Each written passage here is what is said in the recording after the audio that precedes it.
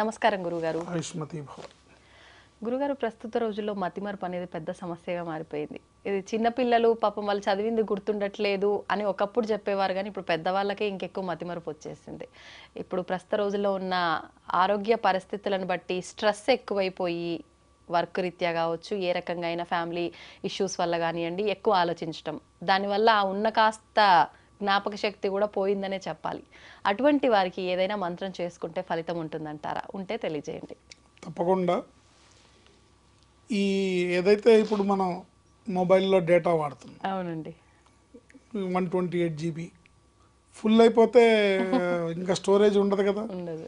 అట్లాగే హ్యూమన్ బ్రెయిన్లో కూడా అక్కర్లేని గార్బేజ్ని ఎక్కువ పెట్టుకోవడం వల్ల అయ్యో మర్చిపోయాను అనే మాట కామన్గా వినపడుతుంది. అవును. గుర్తులేదు మర్చిపోయాను, గుర్తులేదు మర్చిపోయాను, ఈ రెండు మాటలు 99% పీపుల్ దగ్గర మనం వింటున్నాం. అవును. సో ఒకటి, అక్కర్లేని చెత్తంతా మైండ్లో పెట్టుకోవడం వల్ల వచ్చిన ప్రాబ్లము. రెండు, పవర్ ఆఫ్ స్పోకెన్ వర్డ్ అంటారు. అంటే అండి, పవర్ ఆఫ్ స్పోకెన్ వర్డ్ అంటే మనం పదే పదే ఒక మాటను ఉచ్చరించడం ద్వారా ఆ ప్రాబ్లం ఇంకా పెరుగుతుంది కానీ తగ్గదు. ఓ పవర్ ఆఫ్ స్పోకెన్ వర్డ్ అంటారు. అంటే మనం మాట్లాడే మాటకు పవర్ ఉంటుంది. రోజు మొత్తం మీద లెక్క పెట్టుకుంటే ఒక 100 సార్లని అంటున్నారు మర్చిపోయాను, గుర్తులేదు, గుర్తులేదు, మర్చిపోయాను, అవును, గుర్తులేదు, మర్చిపోయాను, మర్చిపోయాను, మర్చిపోయాను అని. అవును. సో ఈ పవర్ ఆఫ్ స్పోకెన్ వర్డ్ వల్ల ఈ ఉన్న ప్రాబ్లం ఇంకా పెరిగిపోతుంది.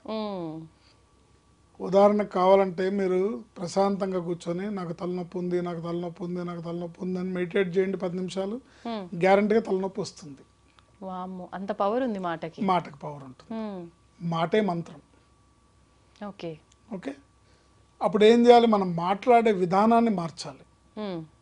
అంటే speak what you want, don't speak what you have అంటారు.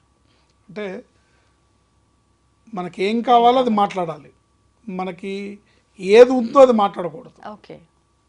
సపోజ్ నాకు తలనొప్పి ఉందనుకోండి, నాకు తలనొప్పి ఉంది అనకూడదు, నా తలనొప్పి ఇప్పుడిప్పుడే తగ్గుతోంది అనాలి. ఓకే. ఓకే. మాట్లాడుతున్నది తలనొప్పికి సంబంధించి అయినా ఆ చెప్పే విధానం వేరు, చెప్పే విధానంలో మారితే అప్పుడు ఆ ప్రాబ్లం కొంత సమయానికి తగ్గిపోతుంది. ఓకే. అదే విషయం ఇప్పుడు నేను మర్చిపోయాను, గుర్తులేదు అనే మాట ఈ మధ్య నాకు చాలా బాగా గుర్తుంటోంది. ఈ మధ్య నాకు జ్ఞాపక శక్తి పెరిగిపోయింది. ఒకప్పటి మీద ఇప్పుడు బెటర్ గా ఉంది. ఈ మధ్య నాకు బాగా జ్ఞాపక శక్తి పెరిగింది. ఓకే. ఇప్పుడు అన్నీ నాకు గుర్తుంటున్నాయి అనే మాటను మాట్లాడుకుంటూ ఉంటే ఈ ప్రాబ్లం తగ్గుతుంది. ఇది one side of the coin. కాకుండా మనం ఆధ్యాత్మికంగా మాట్లాడుకుంటే దీనికి ఆంజనేయ స్వామికి సంబంధించిన ఒక అద్భుతమైన శ్లోకం ఉంది. ఆ శ్లోకాన్ని జపించడం ద్వారా రోజుకి 41 సార్లు జపించడం ద్వారా పిల్లలకి, పెద్దలకి, ఎగ్జామ్స్కి ప్రిపేర్ అయ్యే వాళ్ళకి, చాలామంది పిల్లలు ప్రిపేర్ అవుతారు, బాగా చదువుతారు, తీరా ఎగ్జామ్కి వెళ్ళేసరికి మర్చిపోతారు. అవును. ఈ ప్రాబ్లం చాలామంది పిల్లల్లో ఉంటుంది. అలాంటి వాళ్ళకి పూర్వకాలం ఏంటంటే అమ్మమ్మలు, నాయనమ్మలు పక్కలో పడుకోబెట్టుకొని ఈ శ్లోకము ఆ శ్లోకము నేర్పేవాళ్ళు. అవును. సరస్వతి నమస్తుభ్యం వరదే కామరూపిణి, అట్లా రకరకాలుగా ఆపదామ పార్తారం ధాతారం సర్వసంపదాం లోకాభిరామం శ్రీరామం భూయో భూయో నమామ్యం అని రాముల వారి శ్లోకం. రాత్రి నిద్రపోయేటప్పుడు దుస్వప్నాలు రాకుండా రామస్కందం హనుమంతం వైనతేజం రుకోదరం సైనేత్ స్మరే నిత్యం దుస్వప్నం తస్య నిశ్యతి అని ఇట్లా నేర్పేవాళ్ళు. ఇప్పుడు అమ్మమ్మల, తాతయ్యలు అసలు ఉమ్మడి కుటుంబాలే లేవు. ఇక్కడ ఇంట్లో ఉండే భార్యాభర్త ఇద్దరు కూడా ఉద్యోగరీత్యా బిజీ. సో పిల్లలకి ఎవరు నేర్పుతారు? అందుకని ఈ శ్లోకాన్ని కనుక ఎవరైనా సరే రోజుకి 41 times, ఇంకా ఎక్కువగా కూడా కంటిన్యూగా కూడా చదువుకోవచ్చు. ఇది బస్సులో వెళ్తూ, బైక్ మీద వెళ్తూ, కార్లో డ్రైవ్ చేస్తూ కూడా చదువుకోవచ్చు. ఇది ఈ శ్లోకం చదవడం వల్ల జ్ఞాపక శక్తి ఒకటే కాదు. ఈ శ్లోకాన్ని ముందు చెప్తాను నేను ఒకసారి. ఓం నమో హనుమతే నమః. బుద్ధిర్బలం యశోధైర్యం నిర్భయత్వం అరోగత అజాడ్యం వాక్పటుత్వంచ హనుమత్ స్మరణాత్ భవేత్. ఓం నమో హనుమతే నమః. ఓం నమో హనుమతే నమః అనే మంత్రాన్ని ముందు ఒకసారి, చివరొకసారి చెప్పాలి. ఓం నమో హనుమతే నమః. బుద్ధిర్బలం యశోధైర్యం నిర్భయత్వం అరోగత అజాడ్యం వాక్పటుత్వంచ హనుమత్ స్మరణాత్ భవేత్. ఉమ్, ఈ శ్లోకం చదవడం వల్ల జ్ఞాపక శక్తి పెరగడమే కాకుండా ఓకే. మతిపరుపు అనేది పోవడమే కాకుండా బుద్ధి బలం పెరుగుతుంది.